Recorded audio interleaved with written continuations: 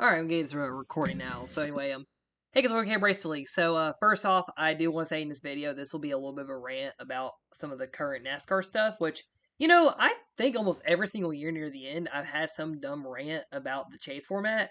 And yeah, it's coming back in this one too. And also, I do want to leave one quick update. I will have a video on this here pretty soon. This will be for the new Truck Series season. I actually just revealed the 2025 Cup roster last Friday, which was posted on YouTube. And I posted everywhere else too, but mainly YouTube had all the notifications for it and everything, of course. But yeah. So anyway, today in a CRL, I'm just gonna pull the replay studio for my Martinsville Fall race, which did not have a lot of chaos at the end, manipulating the race to help certain drivers out at the end of the race to hopefully make it to the championship race there, and you probably know where I'm going with this video. So, yeah, the Martinsville race was on Sunday night. I was at work. I actually was able to get go sit at the bar base and watch the rest of that race that night. And yeah, so going to Martinsville, it was honestly I don't think it was really a bad cup race, honestly. But the end of the race kind of messed everything up at the end of the day with the chase and everything. So yeah, if you guys already know now, basically roundabout honestly was pretty bad because Logano easily got in when he should have gotten in.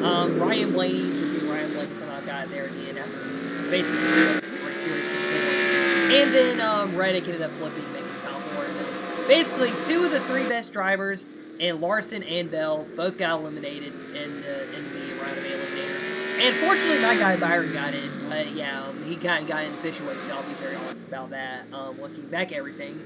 But yeah, so basically, just a lot of like race manipulation in the top four kind of made NASCAR be all ignoring it, and then basically trash talking the fans and everything, which really, in my opinion, just kind of upset me because I'm gonna go into some more stuff here in a second talking about certain things.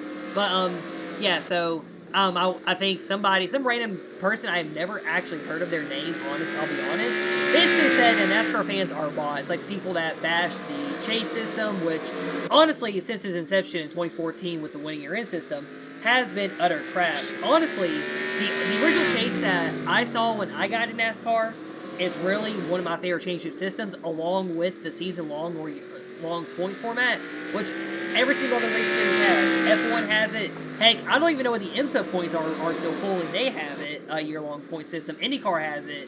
I think Supercars where Gisborne came from is good in the chases. But it's not winning your end, though, at least. But, yeah. Honestly, really just thinking about it and started the video. The chase would actually work with NASCAR, or the playoffs would work if win in your end was not a thing.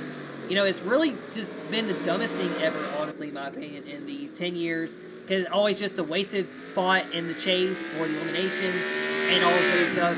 And, it also doesn't let the best drivers of the year, like Kyle Larson, who's really good over here. Heck, Chase Elliott has actually been very solid this year. I keep missing him in the front of the points.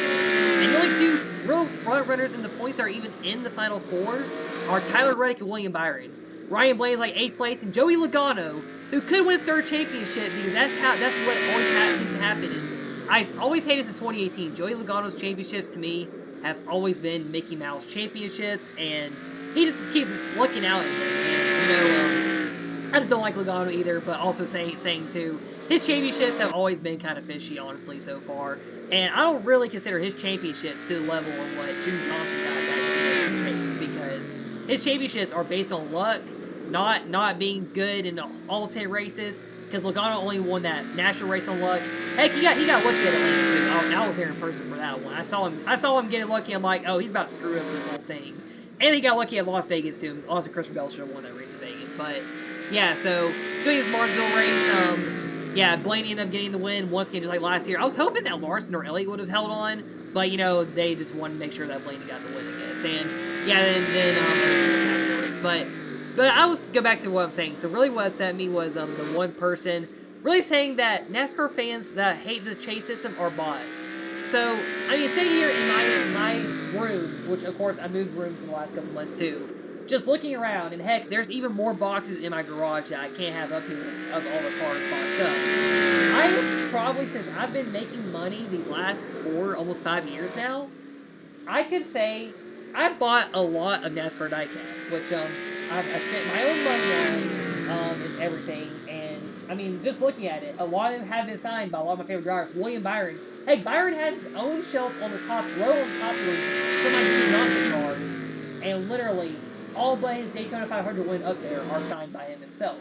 I have Chase Elliott's first win, Truex's car for his last year. It's Truex's last year in the Cup Series, and yeah, a lot of stuff. And of course, I've been branching out a little more this year too, doing a bit more IndyCar. I've done a lot of IndyCar the last few honestly, but it's been a little more this year. IMSA, I actually went out to the IMSA race in Road Atlanta for their finale last month, almost at this point. And heck, I bought one of the diecasts that was like $200 and got Scott Dixon to sign it. Scott Dixon is my favorite IndyCar driver. So basically, what I'm saying is really with what this comment was made is it's kind of dumb how I'm one of those fans that would be considered a bot because I don't like the playoff system. But I spent so much money into one series, but way more money compared to the other two. Heck, I bought some F1 cars recently, the ones at Walmart. I've been buying some of them too. And I've got more to watch. F1 this year too. About one of my friends who likes McLaren. And I've been rooting for McLaren this year too because of that. And yeah, so really what I've been seeing is with how NASCAR has been, it's really making me kind of branch away from NASCAR a little bit. And I really hate it because I love NASCAR. Heck, you've seen on this channel, on my old channel too, I have been straight diehard NASCAR in these leagues. The BMR era was all NASCAR stock car racing. Heck, I started doing IndyCar around the end of it. And of course I wasn't really able to get taken off in stop motion form. And I do want to do an open wheel IndyCar season on this game, which I will be trying to do with the F1 mod next year, which I've already talked about doing. And obviously too, we got the Truck Series next year as well. But I could also be funny, be like, hey, you know what? We're not going to do NASCAR stuff anymore. I'm just going to do straight IndyCar for some year-long format with something and do like endurance racing, which would be a lot to do on this game if I was able to. But I can't really do that because there's really no way to do it on this game. But it's just like, really, it's like NASCAR doesn't take their fans serious. It's like all the fans, almost all the fans, hate that chase format except for all the new ones who came in and not realizing how dumb it is. Heck, I had a hard time even explaining to my friend Trinity, who I've just mentioned about the McLaren stuff, trying to explain the NASCAR format because how complicated it is.